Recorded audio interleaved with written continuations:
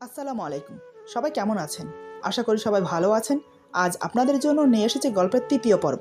আশা করি গল্পটি আপনাদের ভালো লাগবে। তাহলে চলুন শুরু করা যাক। উনি আমার মুখের দিকে অপলক্ষীনভাবে তাকিয়ে আছে। চেহারায় স্বাভাবিক ভাব, কিন্তু উনি এভাবে তাকিয়ে থাকাতে আমার খুব অস্বস্তি হচ্ছে। আচমকাই চেহারায় পরিবর্তন হয়ে গেল। চোখ মুখ লাল করে হঠাৎ ধমক দিয়ে আমাকে বলে, এই মেয়ে, নিজেকে কি ভাবো? হ্যাঁ, খুব চালাক, তাই না? তুমি কি ভেবেছ তোমার এই রূপের ডালি আমার সামনে মেলে ধরলে আমি গলে মোম হয়ে যাব? দেখো, আমি সেই ধরনের ছেলে না। তোমার এই বাজে অভ্যাসগুলো না খুবই বিরক্তকর। আজ দুপুরে তুমি ইচ্ছে করেই আমার সাথে ধাক্কা খেয়েছ, তারপর যা চেয়েছ তাই হয়েছে। কি ভেবেছ এসব করে আমাকে নিজের করে নেবে? তোমার এই মনের আশা কোনো দিনও পূরণ হবে না। নিহাত, আমার দুটো বাচ্চা আছে বলেই আমি তোমাকে বিয়ে করেছি। তা না হলে আমি কোনো দিনও তোমাকে বিয়ে করতাম না। শুধু তোমাকে কেন, তোমার থেকেও বিশ্ব সুন্দরী চলে আসলেও আমি বিয়ে করতাম না। তুমি এসব চাল চেলে আমার স্ত্রীর জায়গা কোনো দিনও হাসিল করতে পারবে না। ভালোবাসা বোঝো? একটা ছেলে যখন একটা মেয়েকে তার সর্বোচ্চ দিয়ে ভালোবাসে, তখন সে তাকে কখনো ভুলতে পারে না। আমি ঈশাকে আমার থেকেও বেশি ভালোবাসতাম। ওকে ভোলা আমার পক্ষে কোনোভাবেই সম্ভব না। তাই বারবার বলছি, আমার থেকে দূরত্ব বজায় রাখো। নেক্সট টাইম এমন কিছু করবে না যাতে আমি বাধ্য হই তোমাকে এই বাড়ি থেকে বের করে দিতে। আর তোমার ছলা কলা তোমার কাছেই রাখো, আমার উপর প্রয়োগ করতে এসো না, তাহলে কিন্তু এর ফল ভালো হবে না। তোমাকে বিয়ে করেছি আমার বাচ্চার দেখাশোনা করার জন্য, আমার বউ হওয়ার জন্য না। কথাটা যেন মনে থাকে। এবার যেতে পারো। ওনার কথাগুলো শুনে আমি পাথরের মুক্তি হয়ে গেছি। চোখ দিয়ে টপ টপ করে জল পড়ছে। আমি তো ইচ্ছে করে ওনাকে ধাক্কা দেইনি, উনি তো নিজে থেকে আমার সামনে এসে পড়েছে। আমি তো স্বামীর অধিকার চাইনি, তাহলে উনি আমাকে এতগুলো কথা কেন শোনালো? আমি বসে বসে এসব কথা ভাবছি। আমাকে এভাবে বসে থাকতে দেখে উনি আবার বলেন, কি হলো, যাচ্ছ না যে? এত কিছু শোনার পর কিছু কি বলার আছে? আমি কান্নাজড়িত গলায় বললাম, আপনি আমাকে ভুল বুঝছেন, আমি সত্যি বলছি। বিশ্বাস করুন, আমি আপনাকে ইচ্ছে করে ধাক্কা দেইনি। এই বাড়িতে আসার পর থেকে যা যা হয়েছে সব এমনিতেই হয়েছে। আমি ইচ্ছে করে কোনো কিছু করিনি। আর আমি এই বাড়িতে আপনার বউ হয়ে এসেছি আপনার জন্য না, শুধুমাত্র বাচ্চা দুটোর দিকে তাকিয়ে। আপনি আমাকে তাড়িয়ে দিলেও আমি এই বাড়ি ছেড়ে কোথাও যাব না। এই বলে আমি চোখের পানি মুছে রুম থেকে বেরিয়ে রান্নাঘরে চলে যাই। সেখানে গিয়ে ইচ্ছে মতো কান্না করি। প্রতিদিন এত অপমান কিভাবে সহ করব? কেনই বা উনি বারবার ইচ্ছে করে আমাকে অপমান করছে? উনি কি চান না আমি এই বাড়িতে থাকি? কিন্তু আমি যে এখন পিছনে ফিরে যেতে পারবো না। আমি যে নিজের ইচ্ছায় এসেছি এখানে, নিজের ইচ্ছায় ওনাকে বিয়ে করেছি, শুধুমাত্র বাচ্চা দুটোর জন্য। আমি যে ওদের মায়ায় পড়ে গেছি, ওদের ছেড়ে যাওয়ার কোনো প্রশ্নই ওঠে না। যাব না আমি। আমাকে তাড়িয়ে দিলেও আমি যাব না। কি ভেবেছেন উনি আমাকে এভাবে অপমান করে এই বাড়ি থেকে তাড়িয়ে দেবে? সে আশা ওনার কোনো দিনও পূরণ হবে না। আমি হতে দেব না। আমার মেয়েদের থেকে আমাকে আলাদা করবে? দেখা যাক না কে কতদূর এগোতে পারে। এসব ভাবতেই মনটা হালকা হয়ে গেল। আমি চোখে মুখে পানি দিয়ে নিজেকে ফ্রেশ করে নিলাম। তারপর বাচ্চাদের জন্য দুধ গরম করে ফিটারে ভরে মায়ের রুমে চলে গেলাম। শাশুড়ি মা আমাকে দেখেই চিন্তায় পড়ে গেলেন। তিনি খুব ভালো করেই বুঝতে পারলেন ওনার ছেলের সাথে আমার কিছু একটা হয়েছে, কিন্তু তিনি আমাকে কি বলে সান্ত্বনা দেবেন সেটাই খুঁজে পাচ্ছে না। তাই চুপচাপ বসে রইলেন। অন্য প্রসঙ্গে আমার সাথে কথা বলতে লাগলেন। রাতে সবাই একসাথে খেতে বসলাম। প্রতিদিনের মতো আমি সবাইকে খাবার বেড়ে দিচ্ছি। ইচ্ছে ছিল শুধু শাশুড়ি মাকে খাবার দিয়ে বসে পড়ব, কিন্তু ব্যাপারটা খারাপ দেখায়। তাই অনিচ্ছা থাকা সত্ত্বেও ওনার প্লেটে খাবার বেড়ে দিলাম। উনি এক নজর আমার দিকে তাকিয়ে খেতে শুরু করলো। আমি কিছু না বলে রান্নাঘরে চলে গেলাম। তারপর ওনারা খেয়ে যে যার রুমে চলে গেল। আমি এসে খেয়ে নিলাম। তারপর সবকিছু গুছিয়ে দুটো ফিটার নিয়ে রুমে চলে এলাম। এসে দেখি উনি খাটে শুয়ে আছেন, পাশে বাচ্চারা ঘুমিয়ে পড়েছে। আমি কোনো কথা না বলে ফিটারগুলোকে টাওয়ালে মুড়িয়ে বালিশের কাছে রেখে শুয়ে পড়লাম। আমাকে এভাবে চুপচাপ শুয়ে পড়তে দেখে ফাহিম বুঝতে পারলো আমি রেগে আছি। সে মনে মনে বলে, সন্ধ্যার দিকে মনে হয় একটু বেশিই বলে ফেলেছি। এমন করে বলা উচিত হয়নি আমার। হয়তো সে ইচ্ছে করে করেনি, আমার বুঝতে ভুল হয়েছে। কিছুক্ষণ নানান কথা ভেবে আমাকে উদ্দেশ্য করে বলে, এই মেয়ে, ঘুমিয়ে পড়েছ নাকি? এই মেয়ে কথাটা শুনে মেজাজ খারাপ হয়ে গেল আমার। কতবার বলেছি আমার নাম আছে, আমাকে শুধু শুধু এই মেয়ে ডাকবেন না। চুপচাপ শুয়ে মনে মনে কথাগুলো ভাবছি। এদিকে উনি আমাকে চুপ দেখে আবার বলে, এই মেয়ে, কি হলো, কথা বলছো না কেন? এবার আমি আর চুপ থাকতে পারলাম না। আমি বললাম, এই যে শুনুন, আমার না একটা নাম আছে, সেটা নিশ্চয়ই জানেন। ফাহিম বলে, জানি তো। তো আমি বললাম, তাহলে নাম ধরে ডাকুন না, কেন শুধু শুধু এই মেয়ে করছেন? ফাহিম বলে, অত নাম ধরে ডাকতে পারবো না, যখন যেভাবে ডাকবো সেভাবে কথার উত্তর দেবে। আমি বললাম, তাহলে কি আমাকে পাগল ছাগল বলে ডাকলেও উত্তর দিতে হবে? ফাহিম বলে, তুমি তো খুব বাচাল, এত কথা বলো কেন? আমি বললাম, বারে, এখন আমি বাচাল হয়ে গেলাম। আমি তো আপনার সাথে কথাই বলছি না, আপনিই তো আমার সাথে আগে কথা বললেন। আমার কথা শুনে ফাহিম মনে মনে বলে, ভেবেছিলাম খারাপ ব্যবহারের জন্য সরি বলবো, এই তো দেখছি পায়ের সাথে পা লাগিয়ে ঝগড়া করতে বসে আছে। আমি বললাম, কি হলো?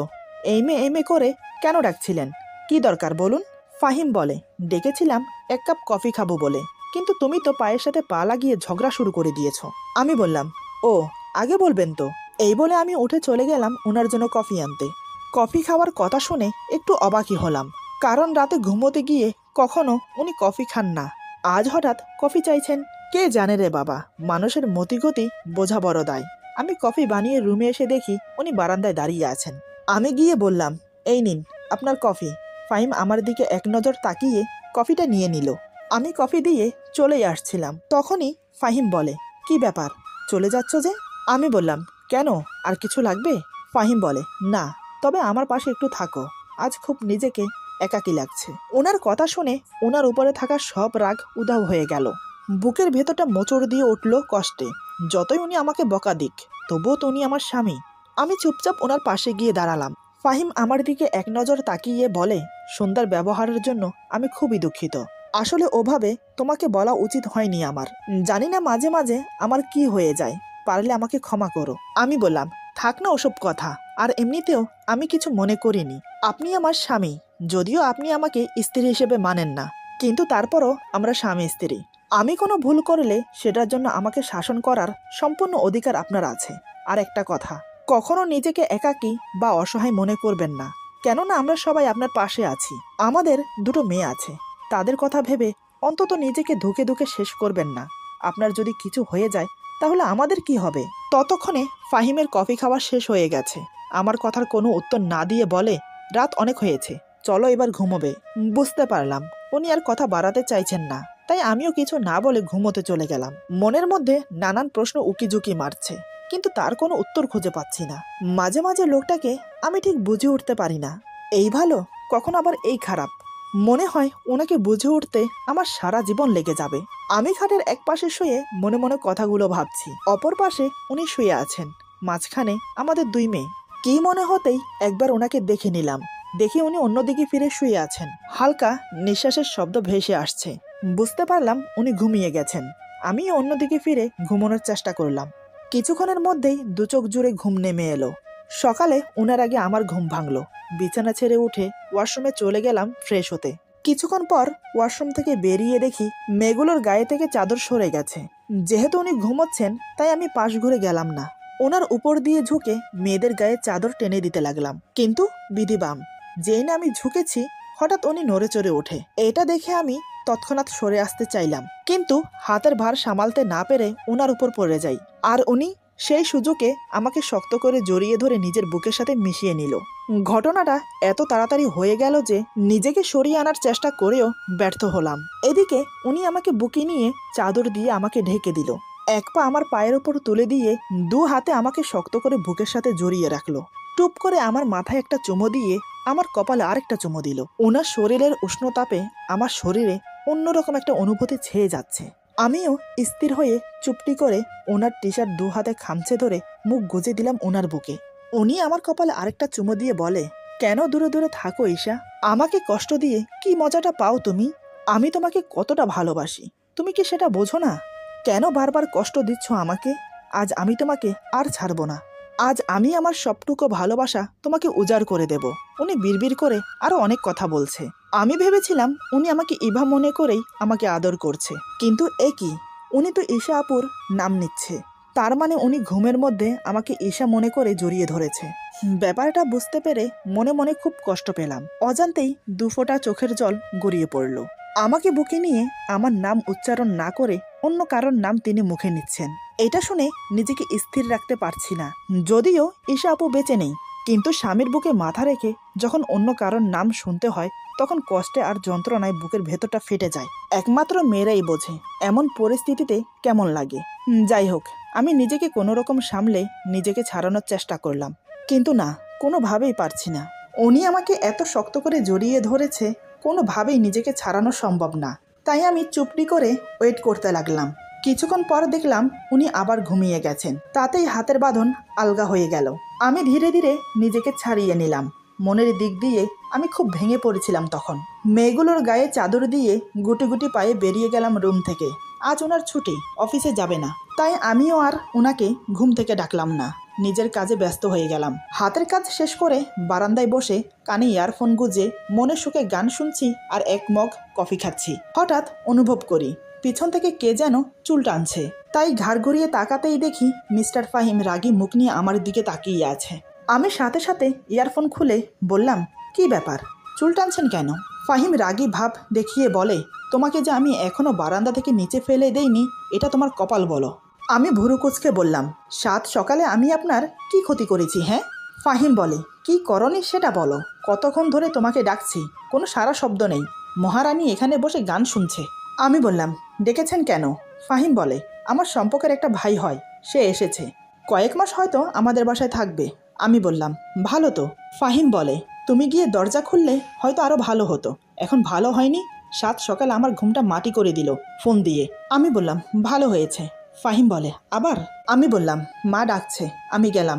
এই বলে বারান্দা থেকে চলে না আসলে আজকে এমন ঝগড়া লাগতো যে আশেপাশের মানুষ এক জায়গায় জড়ো হতো। তার চেয়ে ওনার কাছ থেকে দূরত্ব বজায় রাখা ভালো। আমি নিচে এসে সব রান্নাবান্নার কাজ সেরে রেখেছি। শাশুড়ি মার পায়ে ব্যথা, তাই তার রুমে খাবার দিয়ে এসে ডাইনিং টেবিলে খাবার সাজিয়ে ফাহিমকে ডাকতে যাওয়ার আগেই সে হাজির হয়েছে। সাথে তার দুঃসম্পর্কের ভাই, সেও এসেছে। তাকে দেখিয়ে বলে, এ হলো তমাল, আমার ভাই হয়। আমি বললাম, জি, আসসালামু আলাইকুম। তমাল আমার দিকে অবাক চোখে তাকিয়ে বলে, ওয়ালাইকুম সালাম ভাইয়া, নতুন ভাবি দেখতে বেশ সুন্দরী। তমালের কথায় ফাহিম কিছু বলল না। আমি বললাম, আচ্ছা আপনারা বসুন, খেয়ে নিন। ফাহিম বলে, তুমি খাবে না? আমি বললাম, পরে খাবো। ফাহিম বলে, মাহিরা মাইশা ঘুম থেকে উঠে গেলে তোমার খেতে অনেক দেরি হবে, তার থেকে ভালো এখন খেয়ে নাও। আমি বললাম, এই বলে ফাহিমের কথা মতো খেতে বসেছি। ফাহিম আর তমাল কথা বলে যাচ্ছে আর আমি চুপচাপ খাবার খাচ্ছি। কিন্তু কয়েকবার মনে হলো আমার পায়ে কিছুতে যেন খোঁচা লাগছে, হয়তো বিড়াল হবে। তবে এই বাসায় তো বিড়াল নেই, তাহলে কি উনি খোঁচা দিচ্ছেন? কিন্তু উনি এমন করবে বলে তো মনে হয় না। তাও আমি জিজ্ঞেস করলাম, বাসায় কি বিড়াল আছে যে আমার পায়ে খোঁচা দিচ্ছে? ফাহিম বলে, কই না তো। আমি বললাম, তাহলে আপনি দিয়েছেন। ফাহিম বলে, না, কোনো দরকার হলে তোমাকে বলবো, এসব খোঁচাখুচি কেন করব? আমি বললাম, ও। মনে মনে ভাবতে লাগলাম, আমরা তিনজন ছাড়া এখানে আর কেউ নেই, তাহলে কি তমাল এরকম করেছে? কিন্তু ও কেন এমন করবে? দেখে তো মনে হয় ভালো ছেলে। খাওয়া দাওয়া শেষ করে ফাহিম কাজ আছে বলে বাইরে চলে গেল। আমি নিজের রুমে মাহির আর মাইশাকে খাইয়ে দিয়ে আমার পাশে শুয়ে রেখেছি। সকাল সকাল ঘুম থেকে ওঠার কারণে এখন অনেক ঘুম পাচ্ছে, তাই ভাবলাম এই সময়টাই একটু ঘুমিয়ে নেওয়া যাক। এই ভেবে বাচ্চাদের পাশে শুয়ে পড়লাম। চোখে ঘুম লেগে যাচ্ছে। ঠিক সেই সময় কেউ বলে ওঠে, ভাবি, আপনাকে খুঁজে বেড়াচ্ছি আর আপনি ঘুমোচ্ছেন। আমি তাড়াতাড়ি গায়ে ওড়না দিয়ে উঠে বসে দেখি তমাল। আমি বললাম, আপনি কি জানেন না কারো রুমে ঢোকার আগে দরজা নক করতে হয়? তমাল বলে, ভাবির সাথে দেবরের সম্পর্কে এত ফর্মালিটি দরকার হয় না। আমি বললাম, সেটা আপনার অন্য ভাবিদের সাথে করবেন, আমার সাথে না। তমাল বলে, আরে মিষ্টি ভাবি, রেগে যাচ্ছেন কেন? আমি বললাম, আমাকে কেন খুঁজছেন সেটা বলুন। তমাল বলে, এই তো একটু গল্প করার জন্য। আমি বললাম, ও আচ্ছা। তমাল বলে, ভাইয়ের সাথে আপনার সম্পর্ক ঠিক স্বামী স্ত্রীর মতো না, কি তাই না? আমি বললাম, আমরা স্বামী স্ত্রী হলে সম্পর্ক অন্য কিছু হবে কেন? তমাল বলে, এত ধাজ নিয়ে কথা বলা ঠিক না, মিষ্টি চেহারায় মিষ্টি করে কথা বলতে হয়। আমি বললাম, আপনার সাথে পরে কথা হবে, এখন আপনি যান। তমাল বলে, আচ্ছা, পরেই না হয় আসবো। এই বলে তমাল চলে গেল। তমাল রুম থেকে বের হওয়ার পর আমি দরজা লক করে দিলাম। এখন বুঝতে পেরেছি খাবার টেবিলের কাজটা তমাল করেছে। ওর কথাবার্তা ভালো না, তেমন চোখের চাহনি বড্ড খারাপ। খাবার টেবিলের কথা মনে পড়তেই রাগে গা জ্বলে যাচ্ছে। সারাদিনে কাজে না থাকায় রুমে থাকতে পেরেছি। সন্ধ্যার দিকে ফাহিম অনেকগুলো ফুচকা হালিম নিয়ে বাসায় ফিরেছে। তারপর সবাই একসাথে বসে খাচ্ছি। তখনই ফাহিমের অনেক ঝাল লাগে, তাই সে পানি নিয়ে আসতে গেল। সাথে শাশুড়ি মাও আমার হয়ে গেছে বলে নিজের রুমে চলে গেল। সেই ফাঁকে তমাল হঠাৎ করে আমার হাতের ফুচকাটা ওর মুখে নিয়ে নিল। এটা দেখে আমার খুব রাগ হলো। আমি বললাম, প্লেটে ফুচকা রাখা আছে, সেটা না খেয়ে আমার হাতেরটা নিয়েছেন কেন? এরকম অসভ্যতা আমি একদম পছন্দ করি না। তমাল বলে, পছন্দ করো না ঠিক আছে, তাহলে কি করবে? ভাইয়াকে বলে দেবে? দাও। আমি বললাম, হ্যাঁ অবশ্যই বলবো। তমাল মুচকি এসে বলে, বলে দেখো, বিশ্বাস করবে না। এরই মধ্যে ফাহিম পানি নিয়ে আসলো। আমারও ঝাল লেগেছিল, তাই এক গ্লাস পানি ঢেলে খেতে লাগলাম। এই সুযোগে তমাল বলে, ভাবির এত ঝাল লেগেছে, তাও কিন্তু ফুচকা খাওয়া ছাড়েনি, এমনকি আমার হাতেরটাও নিয়ে খেয়েছে। তমালের কথা শুনে মন চাচ্ছে ওর গালে একটা থাপ্পড় বসিয়ে দেই, কিন্তু না, ফাহিম ওকে ভালো ছেলে বলে জানে। আমি কোনো কথা বললাম না, চুপচাপ সেখান থেকে রুমে চলে আসলাম।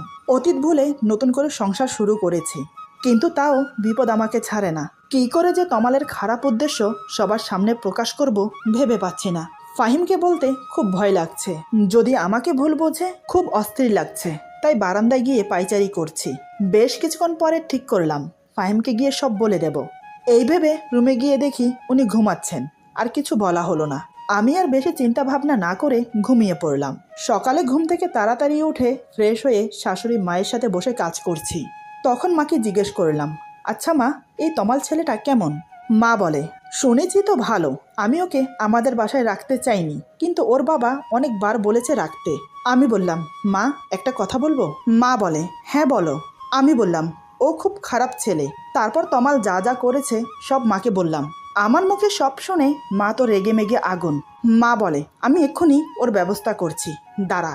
এই বলে মা রেগে গিয়ে ফাহিমের কাছে যাবে, কিন্তু আমি তাকে যেতে না দিয়ে বললাম, ও মিথ্যে কথা বলে পার পেয়ে যাবে, নয়তোবা আমাকে দোষী করবে। তাই আমি ভাবছি ওকে হাতে নাতে ধরিয়ে দিতে হবে। তবে মা, আজই আমাদের বাসায় ওর শেষ দিন।